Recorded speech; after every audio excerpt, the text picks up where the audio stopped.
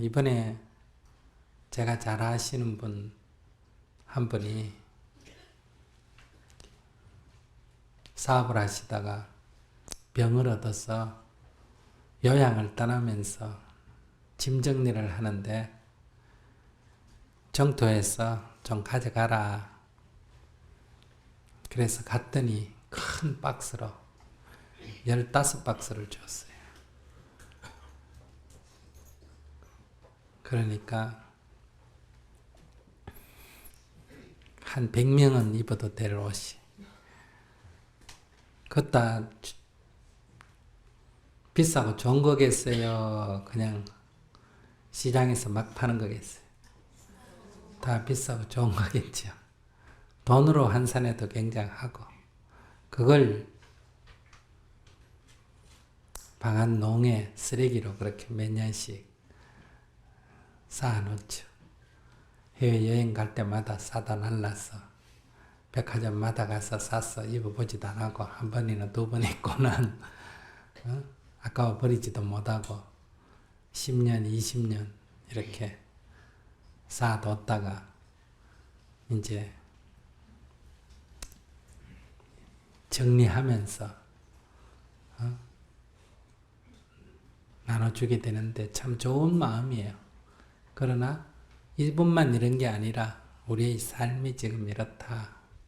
오늘 집에 가서 신발은 몇 켤레인지 옷은 몇 개인지 전부 한번 세어보고 한 벌씩만 놔놓고 갖다 다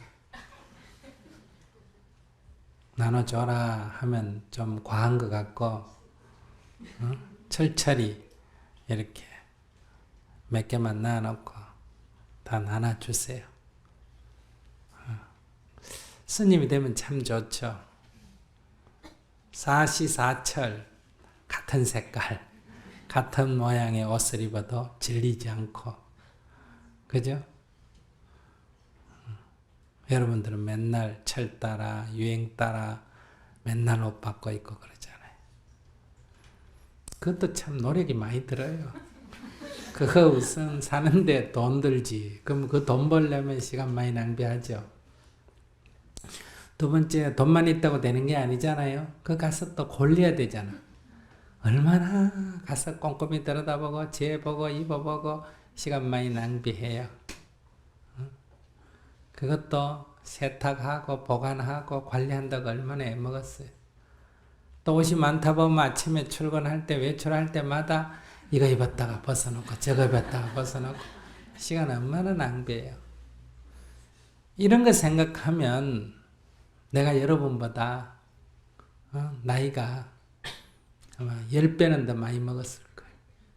안 그래요? 저는 이런 시간이 허비할 게 전혀 없잖아요. 여러분도 먹는 거 신경 쓰지, 입는 거 신경 쓰지, 자는 거 신경 쓰지. 그래 바쁘죠. 그렇게 바빠도 맨날 자기 하나 살기도 바빠 급급하잖아. 그래서 부처님께 나 좀 도와주세요. 빌고. 제 하나 못 살아가지고. 이거 해주세요. 저거 해주세요. 나이가 50, 60이 됐는데 아직도 의식주를 해결을 못 해가지고 의식주는 사알이면 해결할 수 있는 거예요. 사는 습관만 좀 바꾸면 의식주는 저절로 해결이 됩니다. 그러니 여러분들이 늘 바쁘게 뛰어다니는데 뭐 한다고 바쁜지 모르겠어. 마치 운동장을 맨날 뱅뱅뱅뱅 도는 사람처럼 그렇게 바빠요. 근데 한 발 나가지는 못하고. 자, 그 뱅뱅 도는 얘기 또 한번 해봅시다. 안녕하세요. 일단 이렇게 강연에 오게 돼서 정말 영광이고요. 네. 제가 올해 2월 달에 고등학교를 졸업해서 이제 8월 말에 미국의 대학을 가게 되는데요. 네. 굉장히 긴 시간 동안 이제 자유 시간이 주어졌는데 한 5개월 정도가 흘렀어요. 근데 처음 시작할 때는 되게 하고 싶은 게 많았어요. 뭐 이런 여러 가지 자격증도 따보고 싶었고, 뭐 악기나 운동 같은 것도 되게 열심히 해보고 싶었는데 뭐든지 딱 처음에는 되게 열정적으로 시작을 하려고 하는데 그게 얼마 못 가더라고요. 그냥 뭐 되게 열심히 공부해야지 이랬는데 한 일주일도 안 하다가 하기 싫어지고 그냥 모든 게 다 그렇더라고요. 그러니까 이렇게 뭔가를 꾸준히 한다는 게 굉장히 힘든 걸 알면서도 이러는 제가 너무가 그냥 의지박약인 것 같고 그래서 더 절망하게 되고 그래서 또 의욕이 더 사라지게 되더라고요. 그래서 이럴 때 어떻게 하면 좋을지. 계획을 안 세우면 되지. 공연히 계획을 세워가 못하고 자기 학대하고 지금 그러잖아. 아무 문제 없어. 그러니까 이렇게 생각을 해야 돼. 그동안에 공부한다고 애만 있었고 대학에 합격을 했잖아, 그지? 한 5개월은 그냥 설렁설렁 논다. 놀다가 뭐 춤추고 싶으면 춤추고 악기 배우고 싶으면 악기 배우고 책 보고 싶으면 책 보고 할 일 없으면 자고 이렇게 한다고 또 계획을 세웠으면 자기 5개월간 뿌듯하게 보냈을 텐데 뭐 때문에 그래 쓸데없이 계획을 세워가지고 그래요. 하고 싶으니까요. 어? 하고 싶으니까. 하고 싶으면 그냥 하면 되지 왜 그렇게 목표를 세워가 자기를 푸시하느냐 이 말이야. 그러면 근데 또 이제 제가 그래서 아무것도 안 하고 있으면 아무것도 하지 마는 얘기가 아니야. 밥도 먹어야 되고 뭐 방 안에 청소도 해야 되고 또 책 읽고 싶으면 책도 하고 계획을 세워서 하지 말고 그냥 하고 싶은 거 좀 하고 이제 미국 가면 이제 학교에서 저절로 주어지면 이제 그때는 뭐 해야 될 거 아니야, 그지? 왜 자기가 계획을 세워놓고 자기가 못할까? 지금까지 학교 공부가 내가 해도 되고 안 해도 되고 하는 게 아니고 강제로 안 하면 안 되도록 해서 해왔잖아, 그지? 그런 습관, 그런 까르마가 돼 있는데 자기 마음은 거기에 살아왔기 때문에 해야 될 것 같은 마음 때문에 계획은 세웠는데 이 경우는 안 해도 무슨 손해 날 일 없잖아. 네, 네. 그러니까 안 하는 거지 뭐. 너무 당연한 거야. 그러면 또 자기 대학 가면 거기는 어떤 과에 들어가거나 뭘 하면 또 졸업을 해야 되니까 안 하면 안 해도 되나 해야 되나? 해야 되죠. 그럼 또 할 거야 자기. 근데 막 이렇게 좀 미리 준비하고 싶은 마음도 있고 그렇잖아요. 나도 그래 다 준비하고 싶지만 뭐 안 되더라. 나도 어릴 때 해보니 안 되던데 방학 딱 하면 그래 이번 방학 30일은 말이야 내가 전 과목을 전부 사전에 다 예습을 해가 내 마스터 한다. 그래가지고 계약하면 내 1등 할 거야. 그래가지고 페이지 수를 각 과목마다 하루에 7페이지씩 계산해가 이래가 하다가 하루도 못하고 친구 오고 뭐 친척 오고 어쩌고 저쩌고 해가 5일 보내버려. 그러면 그 계획대로 하루 종일 짠 계획이잖아. 그럼 그 계획대로 그냥 5일 포기하고 25일 하면 25일 그 80% 하는데 이 결벽증 때문에 안 되는 거야. 그걸 또 하루 종일 또 새로 계획을 세워. 그러면 하루에 이제 7페이지씩 하는 걸 9페이지로 늘리면 5일 없어도 또 돼. 무슨 말인지 알아? 해봤지 다. 그러면 또 완벽해. 5일 없어도. 그러다 또 하루도 못하고 어때요? 또 5일 지나고. 그러면 이제 20일 남으면 이제 몇 페이지다? 이제 10페이지씩 나눠가 계산했다가. 그래서 끝날 때는 숙제도 못 해가지고 전전긍긍하다가 이제 학교 가게 되는 거야. 그 1학년 때도 그러고 2학년 때도 그러고 그러면 한 2번 해보고는 안 해야 되는데 3학년 때 또 그래 계획 세우고 4학년 때 또 그래 계획 세우고 그래도 다 이래 안 죽고 살잖아. 괜찮아. 그런데 공부란 건 그래. 학교 시험 칠 때 그 시험 월말고사 막 내일 모레 시험 칠 때 열심히 공부할 때는 책 읽고 싶은 거 많아요, 안 많아요? 많지. 요번 시험만 끝나면 내가 무슨 책 읽을 거다. 그 공부할 때는 이것도 읽고 싶고 저것도 읽고 싶고 이것도 해야 될 거 저것도 해야 될 것 같은데 막상 딱 끝나면 아무 생각도 없어. 또 놀다가 또 시험 놈 또 하고. 그러면 문제가 있는 게 아니라 그렇게 벼락치기도 안 하는 것보다는 낫잖아, 그지? 그런 시험이 우리에게 부담도 줬지만 그런 시험이 있으니까 또 억지로라도 좀 했나 안 했나? 했어요. 했지. 네. 그렇게 해서 또 공부하는 거예요. 그럼 조그만 애들이 어떻게 다 자기 의지대로 다 하겠어? 그러면 어른이지. 물론 이제 지금 내가 돌아보면 그렇게 학교 수업을 억지로 한 거는 나한테 크게 도움이 된 건 별로 없었던 것 같아. 그 성적을 유지하기 위해서 막 애썼던 거는 그 만약에 고등학교 1학년 뭐 4월 말 고사, 5월 말 고사에 내가 수학을 100점 맞거나 수학을 70점 맞았거나 그때는 그게 막 하늘이 무너지는 일 같지만 지금 생각해 보면 그때 뭐 100점 맞으면 어떻고 80점 맞으면 뭐 지금 내 인생이 달라졌을까? 별로 안 달라졌을 거야. 그런데 오히려 점심시간에 도서관에 가서 역사 공부하고 무슨 책 읽고 이거는 오히려 나한테 어때요? 또 과학실에 있으면서 학교 수업은 안 하고 맨날 그 우주에 대해서 공부하고 혼자서 시험하고 관계없는 공부한 거 이거는 지금 생각해 보면 모든 내가 살아가는데 하나의 지적 자원이 되고 있거든. 그래서 그때 좋은 것과 지금 좋은 것이 반드시 일치하는 것은 아니야. 그때 좋은 것이 지금도 좋은 게 있고 그때 좋은 것이 지금 별 볼 일 없는 것도 있고 그때 별로 안 좋았던 게 지금 좋은 것도 있고 그때 안 좋은 게 지금도 안 좋은 것도 있고 네 가지 경우 수가 있어. 그래서 한 5개월 정도는 그렇게 헤매고 보내도 괜찮아. 지금 몇 달 보냈어 헤맸어? 네? 몇 달 허비했어? 한 5개월 정도. 앞으로 남은 게 몇 개월 남았어?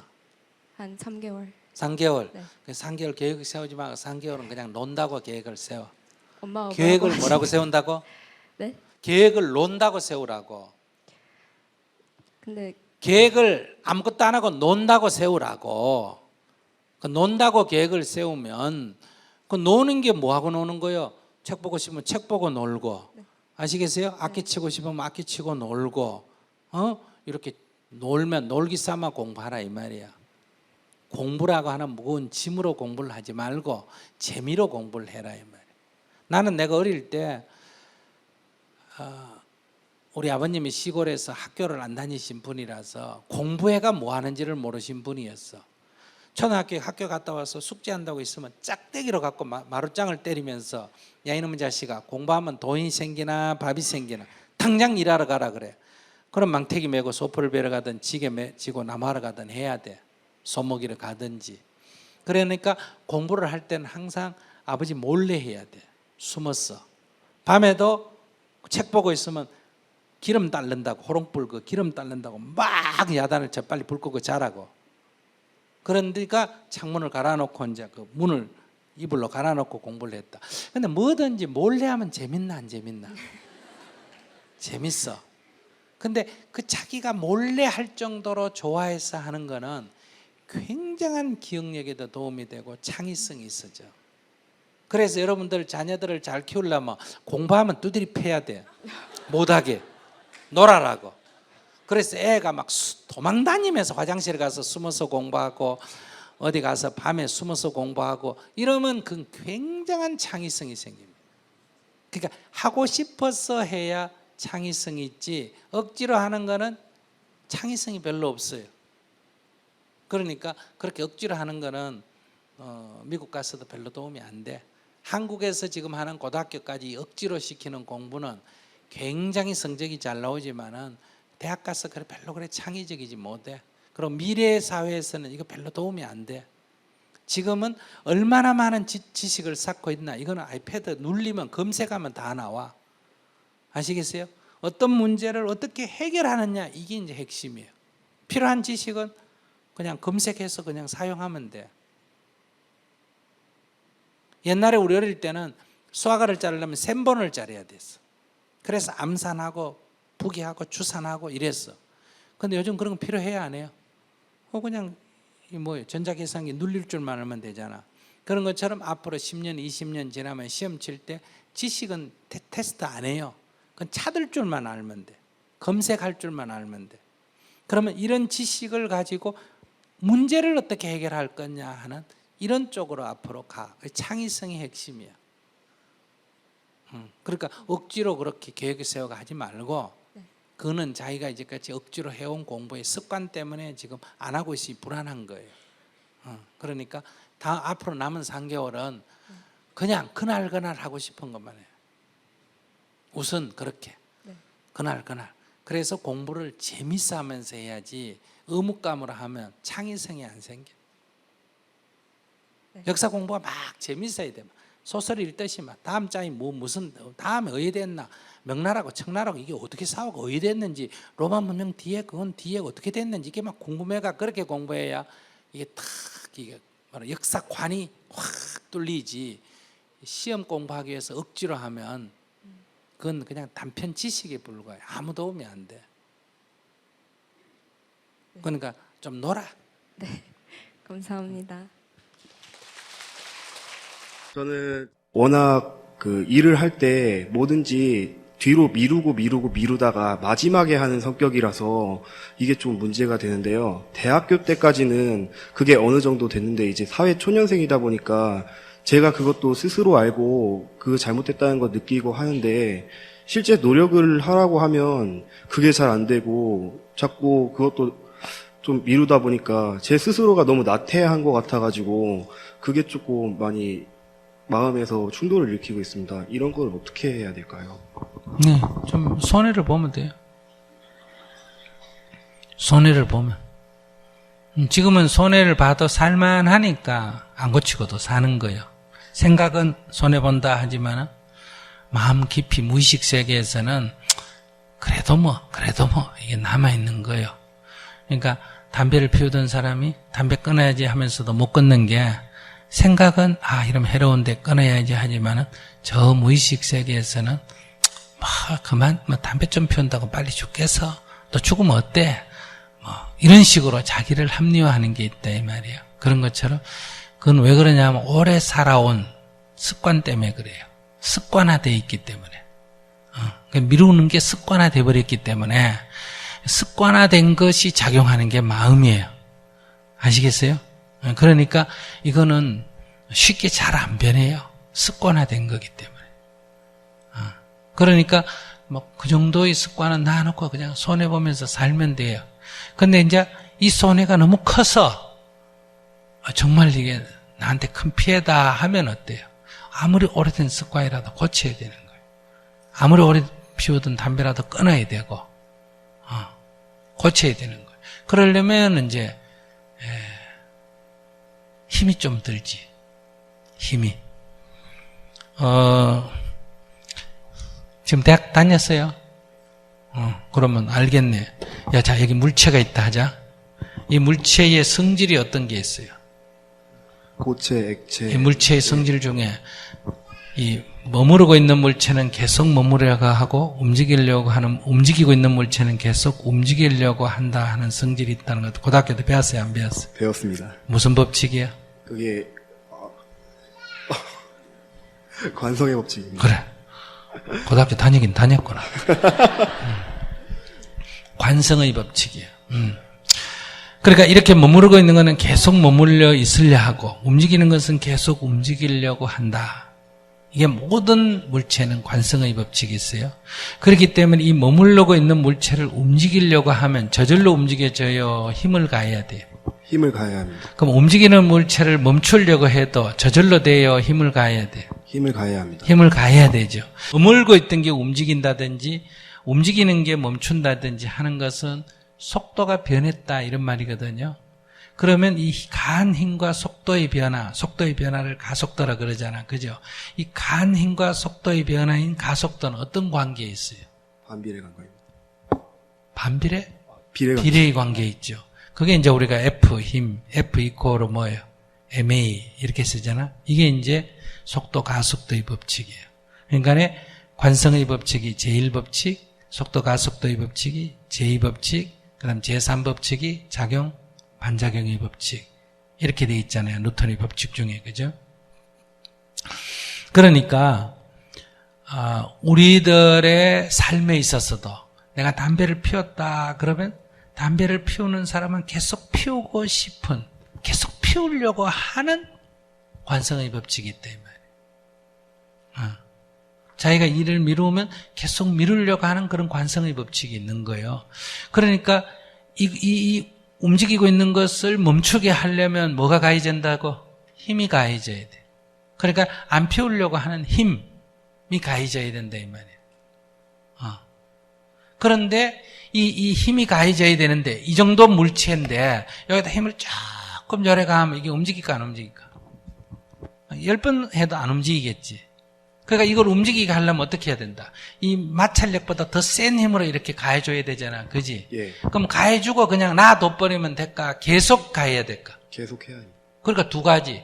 이것이 움직일 만큼의 첫 번째 센 힘을 가해줘야 되고 그 힘이 지속화돼야 이게 멈춘 것이 움직이게 된다 이 말이에요. 그러니까 자기가 이렇게 미를 미루는 습관을 만약에 고치려고 하면 그러면 그 저항, 그 미루는 저항을 이겨낼 만한 각오가 처음에 세 있어야 되고 두 번째는 그것이 지속돼져야 이거를 미루는 것을 안 미루는 쪽으로 움직여진다 이거예요. 만약에 여기 물이 있다. 그럼 여기는 호수를 대가 이렇게 연결해버리면 여기가 수면이 높고 여기가 낮으니까 저절로 물이 내려오게 되잖아. 그죠? 그런데 저절로 내려와요? 가만 안 놓으면 내려와요? 안 내려와요? 안 내려오지. 빨아줘야지. 예. 왜 그럴까? 이 수면에 이 가려있는 이 장막이 있으니까 이게 못 넘어오는 거 아니야. 그러면 호수를 내가 연결할 때는 빨아서 이 물이 요만큼 넘어가야 이게 자동으로 넘어올 거 아니야. 그지? 예. 근데 요거 빨으니까 요까지 올라오다가 내려가고 올라오다 내려가고 올라오다 내려가면 300번 빨아도 이게 넘어오나 안 넘어오나? 안 넘어옵니다. 안 넘어오지. 이게 작심삼일이란 말이에요. 이거 넘어오게 하려면 이 수면, 이 장벽 이상으로 넘겨줘야 이게 자동으로 넘어온다 이 말이에요. 무슨 말인지 아시겠어요? 예. 그러니까 자기가 그냥 살든지 밀어가면서 그냥 살든지 그래서 따르는 손해는 감수하고 살든지 즉 현재의 업식을 그냥 갖고 살든지 만약에 고치려면 그 저항을 이겨내줘야 된다는 거예요. 그러니까 자기는 그 저항을 조금 빨다 놔놓고 조금 빨다 놔놓고 조금 빨다 놔놓고 이러니까 아무리 노력해도 안 되는 거야. 그러니까 세게 빨아야 되고 그걸 지속적으로 해야 된다는 거예요. 그러니까 오늘부터 이걸 극복하겠다 그러면 자기가 딱 서란 말이에요. 앞으로 다 한꺼번에 하려고 하지 말고 어떤 회사 일이든 어떤 일 한 가지를 이건 절대로 미루지 않는다고 정했으면 밤을 새더라도 한단 말이에요. 해놓고 자는 거예요. 이렇게 그걸 지속적으로 100일을 하고 한 달을 하고 한 달을 하고 100일을 하고 1년을 하면 이제 습관이 바뀌게 되는 거예요. 그러니까 그렇게 하든지 그럴 때 죽을 각오까지 해버리면 극복이 돼요. 그런데 보통 하다가 좀 힘들면 아이고 뭐 이렇게까지 해서 뭐 안 하고 관둬버리니까 안 되는 거예요. 그래서 부처님이 보리수 나무 밑에 앉을 때 대결정심 죽어도 좋다. 내가 이것을 깨달았기 전에는 내 자리에서 일어나지 않겠다. 죽어도 좋다. 이런 걸 결정심을 해야 이 마장을 극복할 수가 있다. 담배를 피우다가 끊으려고 하는 사람이 그냥 처음에 며칠 안 피우면 피우고 싶은 욕망이 점점 증폭돼가 그 다음에 몸이 아파. 몸이 아프면 사람의 의식이 바뀌어. 담배 끊으려고 하는 거는 몸이 건강하기 위해서 끊잖아. 그죠? 그럼 이렇게 아프면 끊는 목적이 별로 없잖아. 그러니까 아이고 이럴 바에 피우는 게 낫겠다. 이제 더 심해지면 이렇게까지 고통을 겪으면서 굳이 안 피워야 되나? 그렇게 오래 살면 뭐하노? 막 피우다 죽으면 되지. 이렇게 의식이 자꾸 바뀐다는 거예요. 자기 합리화. 왜냐하면 모든 아까도 했지만 작용하는 것은 계속 작용하려는 성질이 있기 때문에 이 업도 안 바뀔라 그래요. 몸부림쳐. 저항을 한다 이 말이에요. 그렇게 해서 결국은 의식이 바뀌어버리면서 포기해버리는 거예요. 그러니까 늘 그렇게 자기가 자기를 살펴보면 자기 합리화하는 그런 작용이 있어. 이거는 이제 우리가 수행할 때는 마장이다, 마군이다 이렇게 말해. 나쁜 놈이라는 뜻이 아니라 수행을 방해한다 이런 얘기. 모든 사람이 자기만 그런 게 아니라 모든 사람이 다 그래. 그래서 옛날부터 무슨 말이 있다? 작심삼일이라는 말이 있잖아, 그지? 근데 이게 어릴 때 형성된 거는 진짜 바뀌기 어려워. 그래서 뭐다? 천성은 못 고친다 이런 말도 있고 천성이 변하면 죽을 때가 다 됐다 이런 말도 있고 그 말은 그만큼 바뀌기가 어렵다. 이게 바뀌기가 어렵다 보니 이제 옛날에는 무슨 말이 있다? 운명이다 이런 말이 있는 거예요. 그건 네가 하나님이 그렇게 살아라고 정했다. 전생에 네가 그걸 타고났다. 사주팔자에 타고났다. 그거는 그만큼 바뀌기가 어렵다 이 얘기예요. 그러나 부처님이 재행무상이다 이런 말은 바뀌지 않는 것은 아무것도 없다. 다만 그것이 바뀌기 어렵지. 그러니까 인간의 의지가 그걸 바꿀 만큼 강하지 못하기 때문에 그냥 못 바꾸는 것보다 이렇게 생각한 거예요. 그것을 최초로 돌파한 사람이 부처님이라고 해요. 그러니까 뭐 여러분들이 지금 그런 습관 하나 바꾸는 거는 어렵다고 생각하면 안 돼. 그러니까 정말 바꾸고 싶으면 딱 결심을 하고 자기가 해야 되고 스님이 그냥 막 살아라 하는 거는 그렇게 안 하려면 괜히 시도하고 관두고 시도하고 관두고 시도하고 관두면 나중에 자학 증세가 생겨. 나는 진짜 형편없는 인간이구나. 이래가 자기를 또 학대한다 이 말이야. 그럴 바에야 뭐 하는 게 낫다.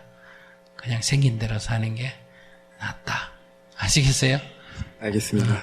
감사합니다. 아이 마이크 가지고 있어봐. 그래 자기는 어떡할래요? 바꾸려고 했어요? 생긴 대로 살기로 했어요? 스님 얘기 들으면서. 저는 바꾸도록 노력하겠습니다. 바꾸는 건 노력할 때는 하다가 안 되더라 이런 소리 하면 안 돼. 예, 알겠습니다. 그러니까 죽을 각오를 하고 덤벼야 된다 이 말이야. 알겠습니다. 그러면 만약 이걸 바꾸려면 막 밤샘도 해야 되고 이러면 이제 뭐 이튿날 몸이 아프고 이런 일도 생겨. 스님도 지금 300강 하러 다니잖아, 그지? 그럼 이게 늘 건강할까 아픈 날도 있을까? 아픈 날도 있고 막 죽을 것 같기도 하고. 아이고 오늘 하루는 정말 쉬어야 되겠다 싶은 생각도 들 때도 있고 그래. 그러나 하기로 했으면 쓰러져서 죽으면 좋고 그 뭐 법문하러 다니다 죽으면 뭐 참 영광스러운 일이다 이렇게 생각을 해야 이 마장이 벗어나지. 안 그러면 중간에 다 그만두게 돼. 그러니까 자기가 어떤 일을 하기로 했으면 그냥 하는 거지. 자꾸 뭐 이런저런 핑계를 대놓으면 아까 얘기한 대로 이 습관이 장애를 하는 거야. 그러니까 자기는 내일부터 그걸 극복하는 방법은 두 가지. 장기전은 있는데 그건 뭐냐면 매일 아침에 5시에 일어나 1시간 기도를 해. 그러면 쉬울까 어려울까? 어렵습니다. 응? 그게 쉬울까? 습관 고치는 게 쉬울까? 그래서 매일 아침에 5시에 일어나가지고 기도하는 습관을 아파도 하고 비와도 하고 손님이 와도 하고 여행 갈 때도 호텔에서 하고 이런 식으로 하루도 안 빼고 100일을 해봐요. 그러면 그게 고쳐지면서 다른 것, 그게 유지되면 다른 것까지 고쳐져요. 두 번째, 그것도 해보니 또 빼먹고 안 되고 또 빼먹고 안 되고 힘든다. 108배가 힘든다. 이러면 이제 언제 절에 와서 이제 3일 휴가를 내고 와서 10,000배를 해버리면 돼요.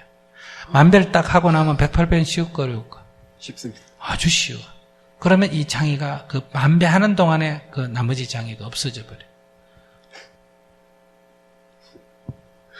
그걸 그렇게 자기 도전, 그렇게라도 해서 고쳐보겠다고 자기 생각하나 안 하나?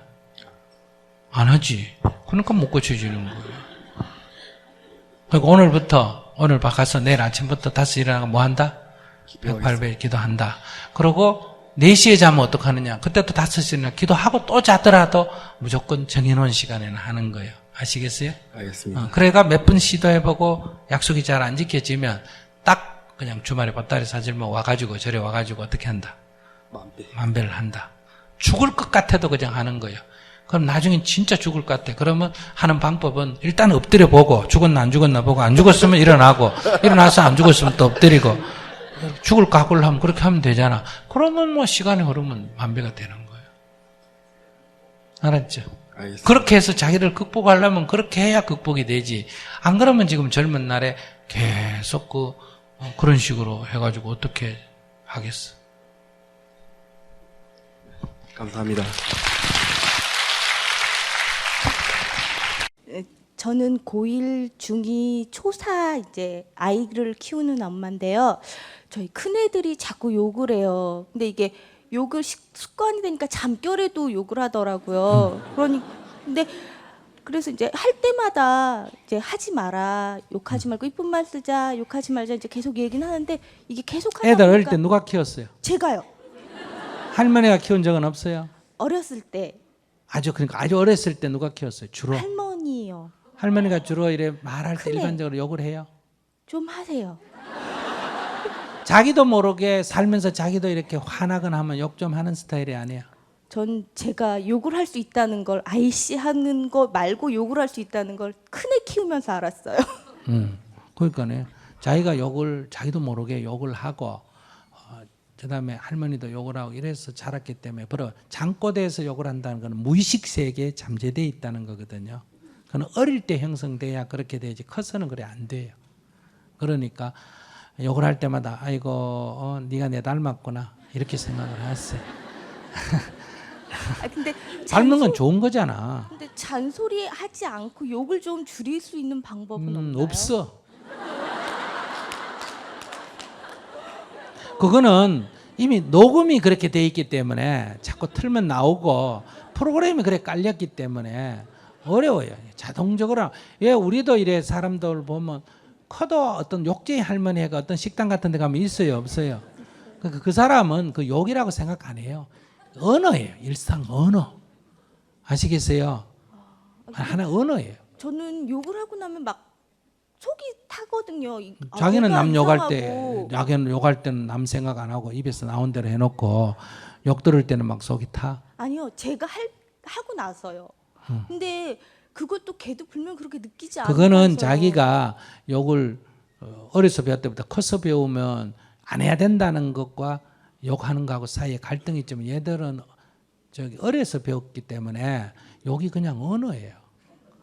언어로 나오는 거예요. 그러니까 하지 마라 하니까 의식을 해도 무의식적으로는 또 하게 돼요. 그래서 제가 미국에서 이렇게 보면 왜 미국에 우리 그 아들 딸들이 유학가가 거기 정착해서 사는데 손자 낳아서 이렇게 키우면 한국에 있는 할머니가 어때요? 자꾸 애 봐달라 그래가 우리 한 20, 30년 전에 가서 애들 봐주고 그랬잖아요. 요즘 뭐 그런 일 잘 안 하지만은. 그러면 이제 할머니가 이 애하고 말이 안 통하잖아. 그죠?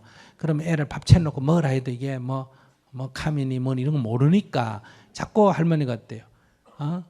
이제 처음에는 밥 먹으라 하다 안 되면 나중에 욕을 하잖아. 손자니까 좀만 3살짜리 이런 거 놔놓고 밥 처먹어라. 안 처먹을래? 안 처먹으면 치운다. 이렇게 하잖아요. 그러니까 이 애들이 크면서 나중에 한국말을 쓰는 길이에요.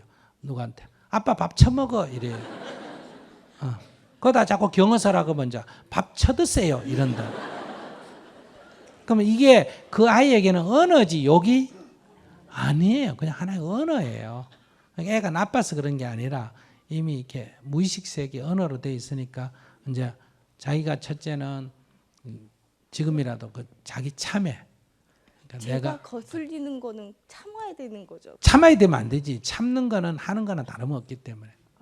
참는 거는 바깥으로는 안 나오지만 이 뇌파로 나가거나 심리는 똑같잖아. 무슨 말인지 아시겠어요? 오히려 더 세게 파가 더 세게 나가요. 그러니까 걔가 욕을 할 때 그럼 잔소리를 계속 해도 되는 거예요? 아니 놔둬야 돼. 그래서 내가 아까 얘기했잖아. 그냥 놔두려면 자꾸 참아야 되니까 참으면 안 된다고 얘기하잖아. 그러니까 그걸 언어라고 봐야 돼. 자기가 애한테 언어로. 무슨 말인지 아시겠어요? 그걸 욕이라고 보지 말고 뭐로 봐라? 언어라고 봐라. 그럼 왜 쟤는 욕을 언어로 쓸까? 엄마 닮아가지고. 그래서 내가 애가 그런 말 할 때마다 아이고 내 닮아서 저렇구나. 첫째 이렇게 생각하면 애가 욕을 할 때 내가 감정적인 반응을 안 일으키게 된다. 그냥 하나의 언어로 듣는다 이 말이에요. 그러나 언어는 욕은 아니라 하더라도 언어는 약간 잘못 쓰는 건 좀 고쳐주는 게 좋아요 안 좋아요? 그러니까 그렇게 생각해요. 욕을 못하게 할 게 아니라 언어 교정을 해준다. 그럼 내가 욕을 못하게 하는 건 내가 감정적으로 하는 거고 언어를 교정해 준 거는 감정하고 관계가 없잖아. 말을 잘못 쓰는 거를 이렇게 바로 잡아주는 거니까 아이고 얘야 그 말은 그렇게 쓰면 처먹으라면 안 되고 잡수세요. 이렇게 써야 된다. 뭐 이미 습관화되는 게 잘 안 고쳐지겠지만 10번, 20번, 100번 그걸 갖다가 욕이라고 니는 왜 입만 벌리면 욕을 하냐 이렇게 하지 말고 언어 교정을 해준다. 이렇게 자기가 생각을 해야 돼. 알았죠? 네. 예, 반갑습니다. 네. 제 개인적인 얘기인데 제가 이제 출가를 해보겠다고 네. 예, 이제 원불교학과 들어와서 살고는 있는데 네. 저도 이제 살다 보면은 같이 이제 시작한 동기 도반들이 있잖아요. 근데 이제 시작은 제가 9년 전에 같이 시작을 했는데 중간에 이제 떨어져 나간 친구도 있고 저도 몇 번 흔들리고 하면서 고통적인 시간이 있는데 그럴 때마다 느끼는 게 최근에도 가까이 지내던 도반이 좀 징계를 받아가지고 유배당했거든요. 근데 이제 보면서 정업은 난면이라는 게 계속 떠오르는 거예요. 자선 시간에도 계속 떠오르고 뭐 평상시 생활하면서 떠오르는데 이 출가를 해보겠다고 큰 서원을 세웠는데도 정업이 꼭 오더라고요. 근데 이제 저는 꼭 정업이 난면인가라는 생각을 할 때마다 숙명 쪽으로 내가 벗어날 수 없는 거라 생각하니까 좀 절망적이더라고요. 그래서 정말 정업은 난면인가를 물어보고 싶어서 아까 얘기했잖아. 용기 냈습니다. 일반적으로는 그 까르마는 변경이 잘 안 돼. 무슨 말인지 아시겠어요? 예. 그런데 그 까르마가 그 습관이 까르마라는 게 습관인데 결국은 그리고 우리의 삶이란 건 습관에 움직이는 거야. 습관대로. 그런데 그러니까 생각대로 움직이는 게 아니라 까르마대로 우리의 삶이 움직이는데 그래서 작심삼일이라는 말이 나오는 거야. 근데 그게 어릴 때 형성될 것일수록 변경이 불가능해. 어려워 쉽게 얘기하면. 네. 그래서 3살 버릇 어디 간다? 여든까지. 여든까지 간다. 3살 이전에 형성된 거는 거의 못 바꿔. 그래서 뭐다? 천성은 못 고친다. 이런 말도 있잖아. 그죠? 네. 또 뭐다? 천성이 변하면 죽을 때가 다 됐다. 이런 말도 있잖아. 그지? 네. 그럼 이걸 변화시키려면 그 말의 용어가 뭐야? 목숨을 걸어야 된다. 생존 본능은 이 어떤 습관보다 더 우선하기 때문에 이 생명 현상이기 때문에 생명에까지도 두려움을 놔버리면 어떤 업도 고쳐져. 그러니까 예수님도 황야에서 40일 금식 기도를 했단 말이야. 노천에서 40일간 금식한다는 건 거의 죽음에 가까운 상태에 이르거든. 그러면 그럴 때 그 고비를 넘기니까 그때 3가지 유혹이 있었잖아. 그지? 3가지 유혹을 넘어서 3가지 유혹이라는 게 그게 그 업의 마지막 그 사람의 까르마의 바탕에서부터 오는 저항이란 말이야. 그걸 넘었잖아. 넘으니까 뭐다? 성령이 비둘기 날이듯이 날이면서 너는 내 사랑하는 아들이니라. 즉 내가 하나님의 아들이라는 걸 자각했다는 거예요. 이걸 불교적으로 말하면 어떻게 될까? 내가 부처란 걸 자각했다. 이렇게 말할 수 있어. 이거는 문화가 다르니까 용어가 달라서 그래요. 부처님도 그 왕자로 살다가 발심해가 출가했지만은 그게 공부가 제대로 안 됐잖아. 그지? 그래서 6년 고행할 때 어떠니? 완전히 이렇게 이 죽음에까지 갔잖아. 네. 완전히 그 6년 고행상 봐. 그래서 죽음의 위협의 상태 갔을 때도 역시 3가지 역시 유혹이 나오잖아. 근데 그거를 넘어서서 뭐다? 해탈을 했다는 거야. 그러니까 우리들의 지금 수행은 그렇게까지 안 하거든.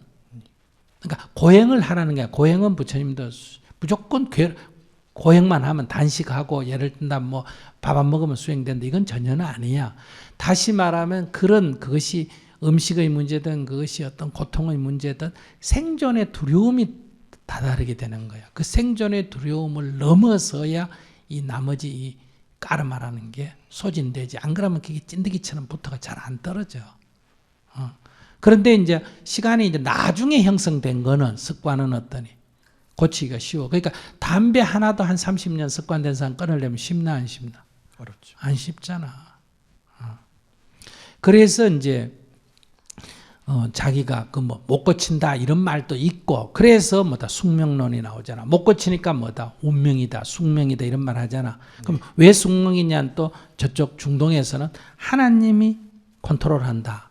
인도에서는 전생에 정해져 있다. 중국에서는 네 태어나는 생년월시가 그걸 정한다. 이게 이제 운명론이란 말이야. 네. 이 숙명론은 표현 방법이 다르지. 셋다 뭐다 운명이 뭐에 돼 있다. 정해져 있다. 그러나 부처님은 정해져 있지 않다. 형성되어진 거다. 그러니까 뭐 할 수 있다? 변화 가능한데 그 변화가 어떻게 형성됐냐에 따라서 그 변화가 우리가 쉬 노력해서 될 게 있고 쉬 노력해서 안 되는 게 있고 거의 불가능하다고 느껴질 정도가 있으니까 그런 운명론이 나온 거란 말이야. 그런데 어떤 것도 변하지 않는 건 없어. 그러니까 재행이 무상이잖아. 재행이라 할 때 행이 그게 까르마란 말이야. 예. 모든 까르마는 변하는 거다. 그러나 쉽게는 변하지 않으니까 자기가 어디까지 변화시킬 거냐에 따라서 아까 저런 분 그건 어릴 때 형성된 거니까 내가 목숨을 걸 정도로 각오 안 하면 전 그냥 일반 노력을 해가는 잘 변화가 안 일어난다 이런 얘기니까 그런 내가 독한 소리를 네. 하잖아. 자기도 정말 이 길을 가야 되는데 내가 그냥 이렇게 막 대강 해가 착한 일 좀 하고 적당하게 해가 막 이렇게 교무님이 되고 막 이렇게 사람들한테 존경도 받고 막 이렇게 살겠다 하면 자기 까름 하나도 안 변해. 세속에 사나 머리 깎고 스님이 되나 아무 차이가 없어. 그게 그래 머리 깎는다고 변하면 스님들 행동이 저런 게 나오겠나? 안 나와. 만약에 내가 어릴 때 내 친구들 이렇게 가만히 보는데 어릴 때 자기가 뭐 어디 뭐 뭘 해보겠다고 뭐 이렇게 뭘 좀 지위를 좋아하는 사람 있잖아. 이런 사람 불법 만나가 스님이 됐는데 지금 내가 그 사람들 하나하나 관찰해 보면 그 사람 다 종단 정치해. 어릴 때 자기는 그냥 조용히 어디 가서 뭐야 살고 싶다. 이런 젊은 애들 때 고등학교 때 얘기해 보면 자기는 어디 가서 난 이런 거 싫고 조용히 살고 싶다. 이런 사람은 스님이 되놓으면 꼭 톡을 하나 얻어가 조용히 살아. 아시겠어요? 예. 다 지까르마 들어가. 이게 껍데기 바꿔놔도 다 지까르마 들어가. 이 까르마를 극복해야 되는데 그렇게 되게 어려워. 그러다 보니까 다 우리가 그 사람의 특질, 특성을 그대로 가라 이래. 그대로 하면 또 자기가 잘하고 그렇게 얘기하지만 수행이라는 거는 그걸 어느 정도 극복해 가는 거야. 그 자기가 이 길을 갈 때 아까 얘기한 대로 뭐 수행자가 되겠다 해놓고는 기본 계율인 살생이나 폭력도 첫 번째 계율도 못 이기고 그러고 성질 난다고 두드리 패고 이러면 이건 안 되지. 두 번째 계율이 뭐다? 훔치거나 뺏거나 하지 마라 그랬잖아. 그지? 네.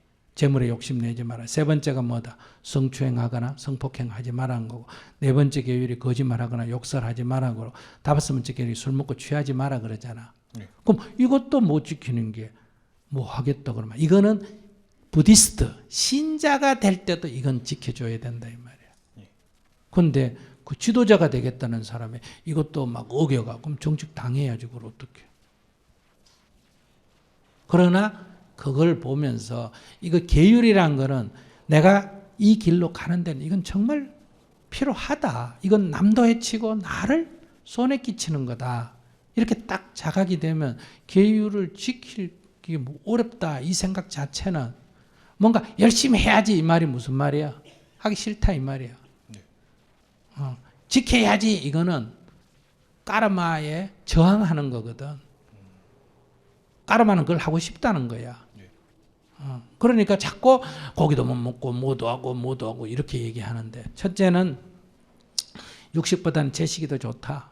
생각이 딱 바뀌어야 된단 말이에요. 만약에 안 먹어야 된다면 원래 불교 계율에 고기 먹지 말라는 계율은 없어요. 몰랐지? 계율에 그런 거 없어요. 이거는 습관, 대승불교에서 힌두교에서 온 하나의 문화적 습관이지 계율에는 없어요. 그래서 계율을 잘 지킨다는 남반불교 스님들도 다 고기를 먹는데 그게 왜 고기 먹지 말라는 계율이 없나 하면 걸식, 얻어먹었기 때문에 얻어먹는 자가 뭐 이거 달라 저거 달라 할 권리가 있나 없나? 주는 대로 먹기 때문에 거기 고기가 섞여 있으면 섞여 있는 대로 먹고 안 섞여 있으면 안 섞여 있는 대로 먹는데 옛날에 가난한 시절에 얻어먹는 주제에 고기 얻어먹을 가능성이 있어요 없어요? 없죠. 없어. 그러니까 실질적으로는 거의 채식이지만 채식주의자는 아니에요. 그러니까 그 말은 먹지 말라는 계율이 없으니까 어디 가서 갈비 떠더라 이런 얘기가 그건 아니에요. 무슨 말인지 아시겠어요? 그러나 금기사항은 아니다. 그러니까 그럼 어떤 계율이 있느냐 하면 음식에 탐닉하지 마라 이런 계율이 있어. 고기 먹고 싶다. 고기 먹어야지. 이건 탐닉에 속하는 거예요. 탐닉하게 되면 살심을 불러일으켜. 닭고기 좋아하면 닭만 보면 저거 통닭에 있으면 맛있겠다. 물고기만 보면 저거 뭐 어떻게 했으면 매운탕에 있으면 맛있겠다. 이렇게 살심을 불러일으키기 때문에 이 탐닉이 중요한 거예요. 탐닉은 까르마거든. 업식인다. 업식의 노예가 안 되는 게 수행이라는 거예요. 그러니까 그거를 긍정적으로 내가 이렇게 하는 게 내 해탈에 도움이 되니까 계율을 금기로 보고 힘들어하지 말고 정당하게 받아들이고 그러나 계율을 어기는 건 나도 모르게 어기게 된단 말이에요. 네. 까르마라는 건 나도 모르게 일어나니까 그럴 때는 반드시 뒤에라도 자각하고 반성을 해야 되고 그러니까 위에서 스승이 그걸 지적을 하면 진 안 하나 나만 하나 이렇게 하는 거는 그건 수행자를 포기한 거예요. 그 사람이 하고 안 하고는 그 사람의 인생이고 내가 어겼으면 죄송합니다. 제가 잘못했습니다. 이렇게 탁 돌이켜서 받아들여서 다시 노력해보고 또 어기게 되면 또 돌이켜서 받아들이고 넘어지면 일어나고 넘어지면 일어나듯이 이렇게 수행을 자가 되려면 적극적으로 받아들여야 이 수행자가 행복으로 가지. 이 수행자가 계율이나 이런 거를 억지로 받아들이면 어떠냐. 남을 속여야 돼.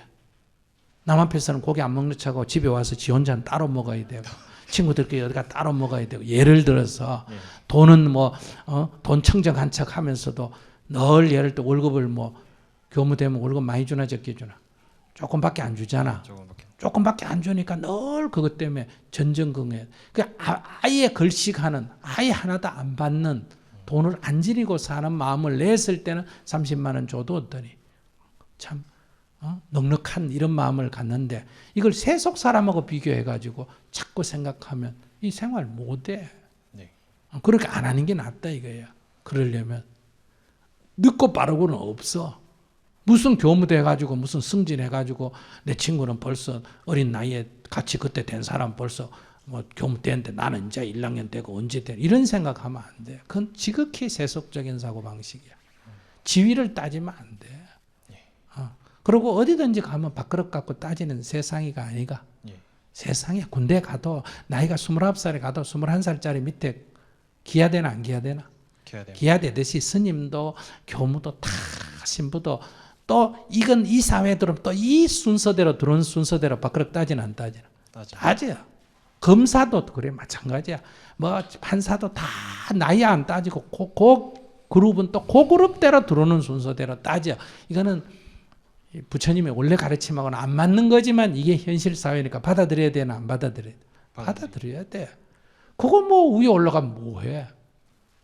그러니까 이렇게 내가 그저 밥만 먹고 살면 된다. 그리고 또 잘은 모르지만은 이게 우리 스님들은 혼자 살아야 되지만은 또 남자 교무들은 결혼해도 되나 안 되나? 네, 가능합니다. 되잖아. 근데 뭐가 어렵다는 거야? 결혼까지 하면서. 그러니까 그런 생각 버리고 이렇게 그걸 기꺼이 받아들이면 수행자가 되는 게 좋고 기꺼이 안 받아들이고 억지로 받아들이면 수행자가 제일 힘들어.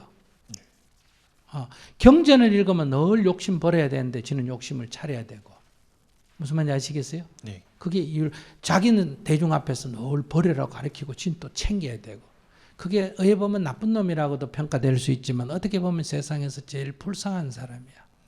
늘 자기가 모순적으로 살아야 되잖아. 그지? 세상 사람은 숫째 그냥 돈 벌어가 잘 사는 게 목표이기 때문에 돈을 버는 거는 괜찮은데 늘 사람들한테는 반대 얘기를 하고 지는 챙기고 그래서 세상으로부터 비난받을 뿐만 아니라 자기 개인도 굉장히 자기를 소유하고 살아. 이 세상에서 우리가 살면서 보면 늘 허위식에 살아야 되는데 수행자가 된다는 건 좀 솔직하게 살고 싶은 거 아니야? 네. 그런데 수행자들이 제일 세상 사람보다 덜 솔직하게 산다고. 더 이렇게 모순적으로 산다 이 말이야. 그게 삶은 자기를 불행하게 하는 거야. 그러니까 그럴 바면 신자가 돼서 착실히 생활하는 게 낫고 적어도 교무가 되려면 이 삶이 나한테 기꺼이 좋은 쪽으로 받아들여지도록 해야 되고 물론 까르마 이게 살아온 습관이 있으니까 그게 어려워. 무슨 말인지 아시겠어요? 예. 생각은 되는데 실제는 아까처럼 옆에서 어렵듯이 그러니까 세속에 살든 어디에 살든 자기 업을 어느 정도는 컨트롤 해줘야 되는데 이걸 참아서 컨트롤하는 건 안 돼. 이걸 기꺼이 받아들이고 안 되는 거는 항상 알아차리고 뉘우치면서 개선해 나가려는 이런 마음으로 딱 하면 이게 철갑보다 더 좋은 게 어디 있어. 이거야말로 밥 주지. 사람들 인사해 주지. 아시겠어요? 예. 그러니까 이런 강의도 마찬가지. 이 강의 준비하는 사람 힘들지 강의하는 내가 힘들 게 뭐 있어. 차려놓은 밥상에 밥 먹는 거하고 똑같은 건데. 그러니까 이 삶의 기쁨을 이런 삶에 그러니까 세속적 가치관을 바꿔버리면 이 삶이 굉장히 좋아. 늦게 들어가다 나 같으면 누가 해외 갔다든 늦게 들어오든 잔소리하는 하나님이 있나 짹짹거리는 애가 있나 얼마나 좋아. 그런데 이 생각을 따로 또 하는 사람은 힘들어. 새벽에 일찍 일어나니 졸린다. 참사를 하려니 허리 아프다. 염불하려니 목 아프다. 고기도 못 먹지, 뭐 혼자 사이 외롭다, 이런 식으로 문제를 삼으면 이 세상에서 제일 힘든 게 이 출가 생활이라고 볼 수 있고, 이렇게 입장을 딱 바꿔놓고 보면 천하 제일 편한 게 뭐다? 이 출가 생활이야. 뭐 아무것도 걸릴 게 없잖아. 예. 그러니까 그래도 부모는 내가 낳아줬기 때문에 인연이 남아 있어서 그 인연 끊기도 힘드는데 뭘 또 새로 인연을 맺어가 아내 인연 맺고 자식 인연 맺어가지고 얽히고 살라 그러냐, 이렇게 생각을 탁 나아가 부모는 뭐 맺어진 인연 그것도 사실은 끊기가 힘드는 걸 경험해 보면 알잖아.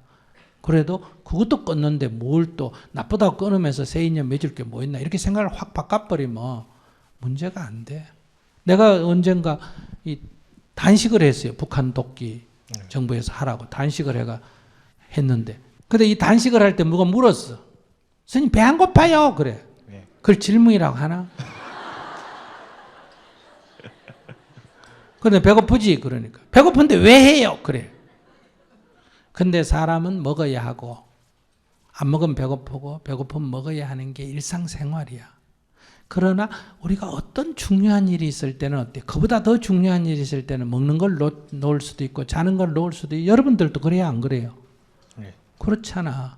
그러니까 정말 중요한 일이 있을 때는 이게 죽는 것보다도 사는 게 제일 사람에게 중요한데 그것도 놓을 수 있을 각오를 우리가 하잖아. 그지? 그러니까 사람이란 건 성적 욕망이 있을까 없을까? 있죠. 있겠지.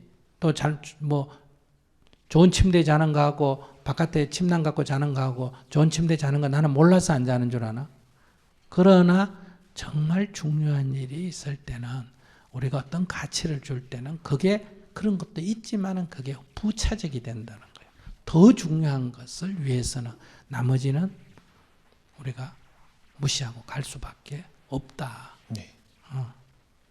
그런 관점을 딱 가지고 우리가 나가야 된다. 즉 모든 욕망이 없어서 간에 욕망이 있지만 욕망보다 더한 자기의 원이 있다면 우리는 그것을 향해서 갈 수밖에 없고, 그러다 보면 욕망의 그루터기에 걸려가 넘어질 때도 있고 자빠질 때도 있지만은 거기에 주저앉지 말고 일어나서 다시 나가는, 그러나 그것을 자기가 스스로 결정해. 아까처럼 오리를 가져면 심리를 가져오는 식으로 스스로 결정해야 이 수행 생활이 기쁨으로 가지. 그렇지 않으면 어려워. 예. 그럼 수행자들이 얼굴이 밝아야 되는데 얼굴이 어두운 사람이 얼마나 많은데. 오직 사명감으로 각오와 결심으로만 하는 사람들이 많아. 그러면 안 돼. 다 수행이든 종교든 행복하려고 해요? 괴로우려고 해요? 행복하려고. 행복하려고 하는데 뭐 때문에 선택해요? 괴롭게 살아. 그러니까 4학년 졸업할 때까지 생활해보고 내가 까르마가 컨트롤이 잘 안 된다 하면 그냥 세속으로 착신한 신자로 생활하는 게 나아. 무슨 말인지 아시겠어요? 여러 가지 재앙이 이렇게 까르마를 못 이기는 것도 있지만은, 그러나 그것을 내가 이겨내는데 그걸 힘들어 안 하고 기쁨으로 여기고 10번 넘어지면 11번 일어나고 100번 넘어지면 101번 일어나겠다. 이런 마음이 스스로 일어나면 뭐한다? 출가의 길을 가도 된다. 예. 감사합니다. 네. 스님 뵙게 돼서 진심으로 영광입니다. 네네. 지금 4살 된 딸아이를 키우는 엄마인데요. 네. 제가 한 3달 전쯤에 법문을 처음 이제 접하게 됐고 스님 법문 들으면서 되게 많이 느끼는 바가 있어서 제가 그 108배 제 나름대로 이렇게 남편이랑 부모님께 기도한 지 한 2달 정도 됐어요. 네.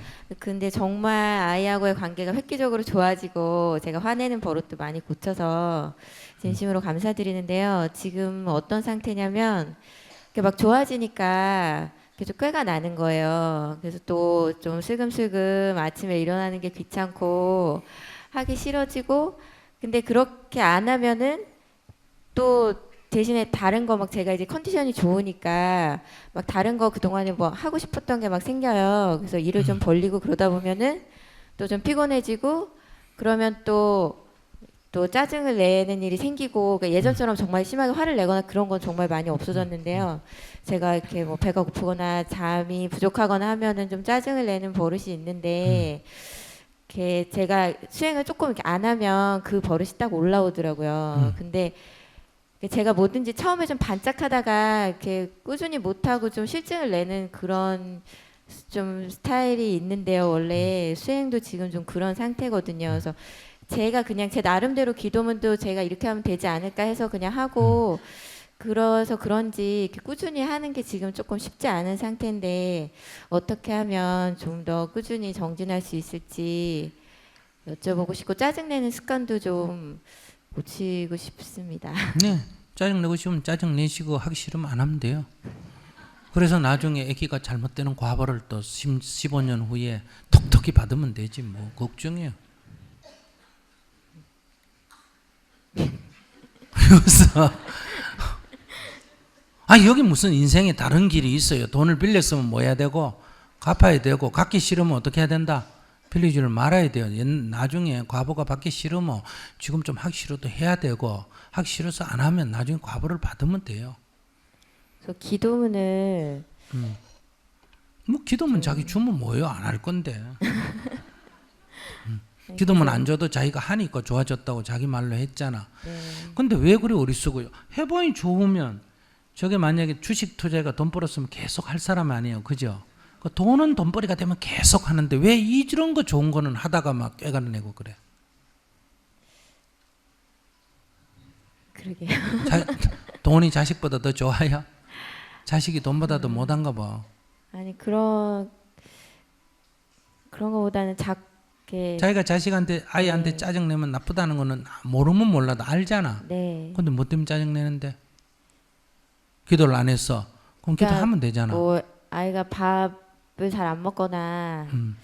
그럼 예전에는 되게 그걸로 스트레스 많이 받았었는데 이제 그런 건 많이 없어졌거든요. 근데 글쎄 네. 자기 얘기 듣고 다 알았어. 그러니까 네. 옛날엔 짜증도 많이 나게 했는데 네. 법문 듣고 그러니까 기도하면서 좋아졌다고 자기 말했어요, 안 했어요? 네. 그러면 좋아졌으면 계속 열심히 해가 좋음을 유지해야지. 네. 왜 좋아졌다고 또 옛날로 돌아가고 싶어? 아니 그러니까 그래서 제가 영어 같은 것도 이렇게 보면 초반에는 되게 이렇게 아니 다른 그러니까 사람보다 막 무슨 말인지 잘한다. 알았는데 그러니까 자기 원래 까르마가 예. 좀 잘하다가 되면 안 하는 그런 까르마가 예, 있다는 예, 얘기 예, 아니야. 예. 그래 딴 거는 뭐 영어 하다가 공부 안 해도 그만이고 뭐 예. 그런데 그거는 자기만 피해를 입으면 되지 딴 사람한테는 전이가 안 되는데 요거는 잘못하면 애한테 피해가 가잖아. 네. 그러면 딴 거는 몰라도 하다가 관두더라도 요거는 관두면 안 되지. 그래서 기도문을 그럼 같은 기도문을 100일 정도 꾸준히 이렇게 해야 되는 건지 아니면 그때 제가 좀 부딪히는 문제를 가지고 하면 되는지. 평생 해야 돼. 평생. 예. 적어도 3년은 1000일은 해야 돼. 자기가 바뀌어요. 네. 지금 바뀌는 거 그거는 일시적 현상이에요. 네. 그건 그러니까 금방 이렇게 뒤에 부작용이 반작용이 와서 안 하게 되잖아. 그럼 이게 정말 바뀌었다 되려면 한 1000일을 꾸준히 해야 돼요. 한 100일쯤 하면 내 꼬라지 좀 알게 돼. 네. 한 1000일 해야 바뀌어요. 자기가 지금 뭐 2달하고 뭐 바뀐 것 같아가 벌써 꿰내는 거 그거는 바뀐 거 아니에요. 그거는 그냥 마약 섭취한 거하고 똑같아요. 주사 한 대 맞고 기분이 지금 좀 좋은 수준이지. 약 기운이지. 네. 그럼 어떡할래? 네. 애기 키우는 엄마가 네. 네. 네. 1000일 동안 열심히 하겠습니다.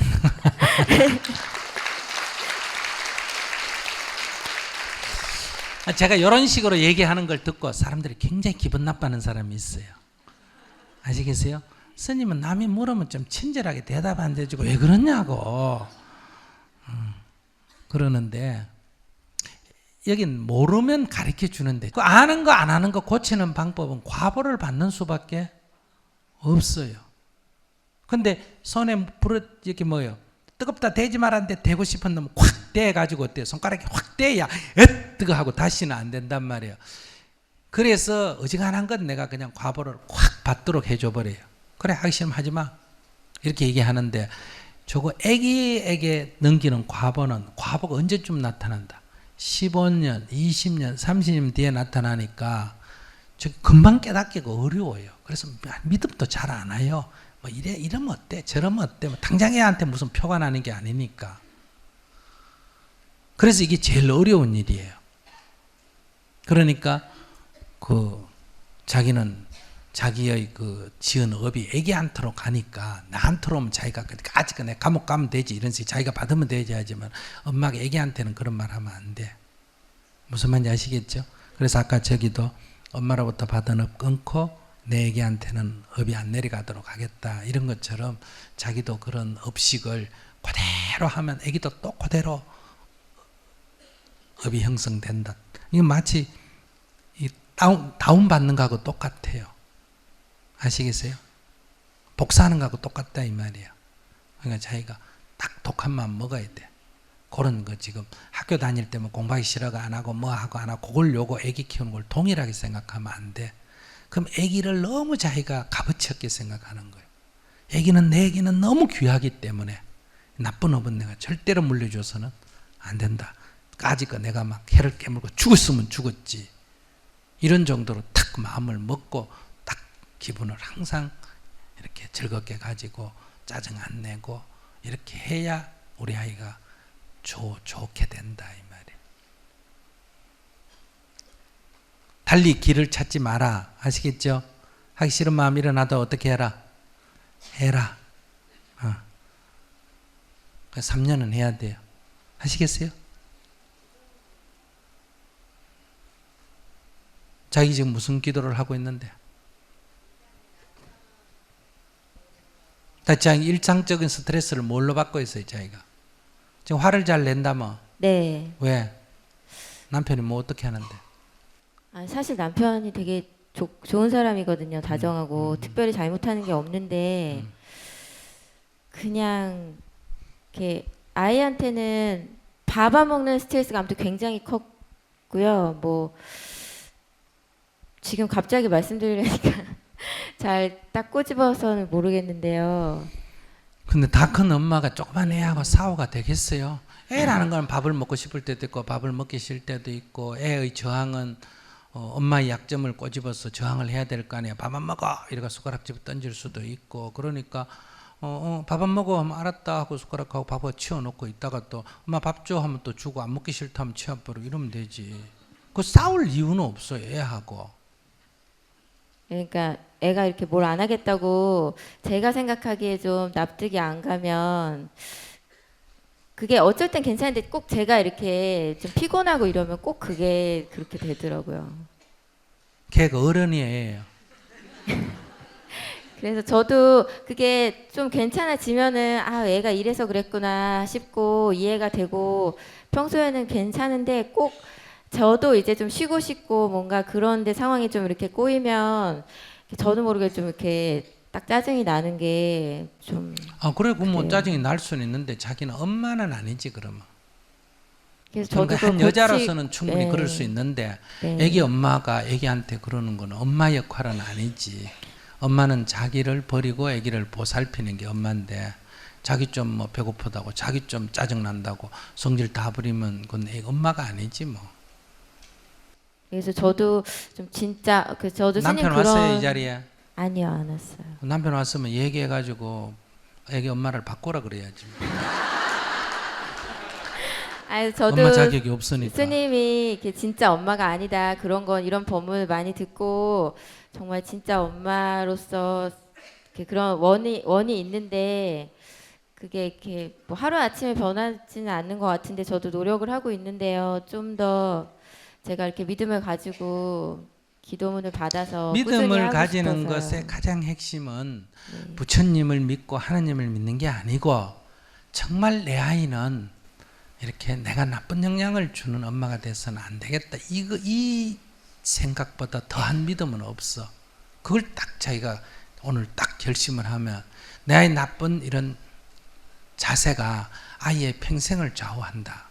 이렇게 딱 생각을 하면 이 자리에서 정신을 탁 차려버려야지 무슨 뭐 믿음이 어쩌고 자꾸 그래 헛소리 하나.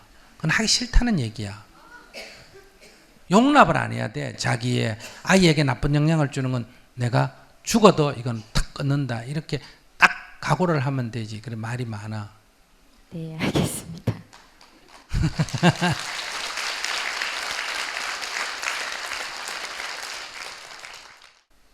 책임감이 없다 이 말이야.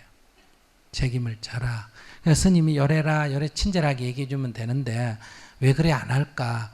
저건 엄마가 정신을 차려야 이게 탁 고쳐져요. 자꾸 이렇게 나는 뭐 2개월이 어떻고 이런 핑계 대면 안 돼. 알았습니까? 아기가 내가 오늘부터 시작해 1000일까지는 절대로 애한테 나쁜 영향을 주는 건 내가 혀를 까물고 죽더라도 어때요? 하지 않는다. 이렇게 탁 이 자리에서 마음을 먹어야 돼요. 그래서 그럼 그 증표로 내가 혀를 깨물고라도 하지 않는 그것에 내 약속은 뭐다? 아침에 일어나서 매일 108배 절을 하면서 나를 이렇게 화나지 않는 사람이 되겠다 하고 내가 나를 다짐한다. 이렇게 지금 이 자리에서 딱 마음을 먹었어요. 알았죠? 네. 네. 애기 엄마 되기가 어렵죠? 근데 애기 엄마 되기 굉장히 쉬워요. 다람쥐 엄마도 누구나 다 다람쥐가 암컷이면 다 되고 송아지 엄마도 다 되고 강아지 엄마도 다 돼요. 그러니까 여러분들도 자연스럽게 그냥 애기 낳으면 자연스럽게 살면 그냥 다 애는 아무 문제가 없습니다. 근데 여러분들이 이렇게 애 엄마로서의 아주 자연스러운 행동을 안 한다는 거예요. 애기 엄마란 걸 잊어버린다는 거예요. 애는 낳아놓고 그냥 지 인생만 생각한다는 거예요. 지 성질만 생각한다는 거예요. 그러니까 아기를 낳았으면 우리가 아기에 대해서 책임을 져야 된다. 그리고 아이의 영향은 엄마에게 많기 때문에 엄마가 우선적 책임이 있다. 그럼 아빠는 어떠냐? 아빠는 애한테 잘하려고 하지 말고 누구한테 잘해라? 아기 엄마한테 잘해라. 시어머니는 손자한테 잘하려 하지 말고 누구한테 잘해라? 아기 엄마한테 잘해라. 그래서 아기 엄마가 아이를 편안하게 키울 수 있도록 주변에 있는 사람들도 노력을 해야 돼. 그러니까 아기가 없으면 두 부부만 있어도 결혼하면 집에 일찍 들어와야 되지만은 아기를 가진 사람은 아내가 걱정하면 애한테 나빠지기 때문에 아내가 걱정을 덜하도 아내가 뭐 부처님쯤 되면 늦게 들어도 괜찮아.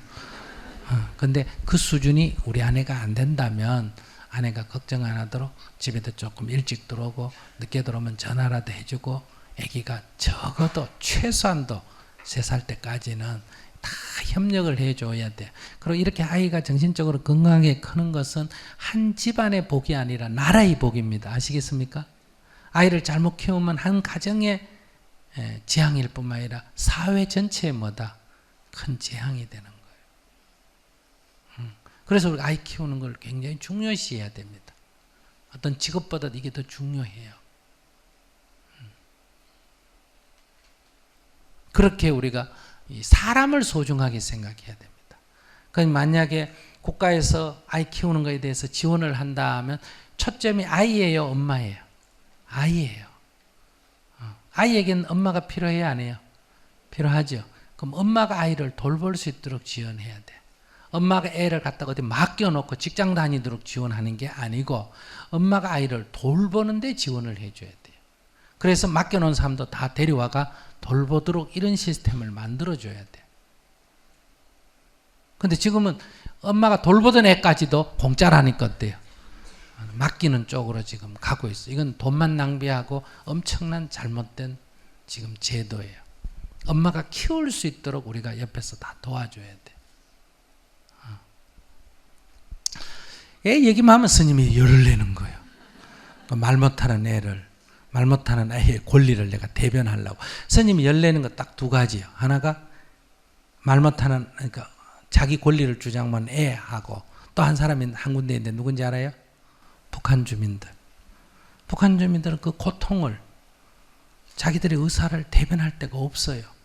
그렇기 때문에 그들의 얘기를 우리가 나라도 좀 대변을 해줘야 돼요. 그렇지 않으면 이게 늘 무시되고 이렇게 지나가거든요. 그래서 우리는 아이들의 권리를, 아이들도 부모로부터 사랑받을 수 있는, 엄마 아빠로부터 사랑받을 수 있는, 여러분 중에도 어릴 때 엄마 아빠로부터 헤어지고 어쩌고 사랑 못 받은 사람은 커도 어때요? 널리 의식이 안 큽니다. 어릴 때 그 상처 속에 의식이 머물러 있어요. 그래서 이게 좋은 옷 입히고 학교 보내고 이게 행복이 아니고 그 어릴 때 엄마가 따뜻이 보살펴 주는 거야말로 아이에게 최고의 복이에요. 그러니까 할머니가 돌봐주는 거, 그거는 뭐 객관적으로 밥 먹고 크는 거에 대한 상관이 없지만은 어떤 아이도 제 엄마로부터 사랑받고 싶어요? 할머니로부터 사랑받고 싶어요? 제 엄마로부터. 엄마가 없을 때는 딴 엄마라도 엄마 역할, 딴 사람도 엄마 역할을 해야 되지만 있을 때는 제 엄마로서. 그래서 혹시 여기 부부가 이혼을 하더라도 애를 갖고 싸우면 안 돼. 애는 무조건 누구한테 보내야 된다. 엄마한테 보내고 그 양육비를 지원하고 이혼을 하더라도 그렇게 해줘야 돼. 그게 아이를 사랑하는 법이에요. 자, 조금 심각해졌어요? 재밌었어요? 네. 유익했어요? 네. 우리가 조금만 생각을 바꾸고 노력하면 누구나 다 행복하게 살 수가 있습니다. 그래서 행복하게 사시기 바랍니다. 아시겠죠? 네, 감사합니다.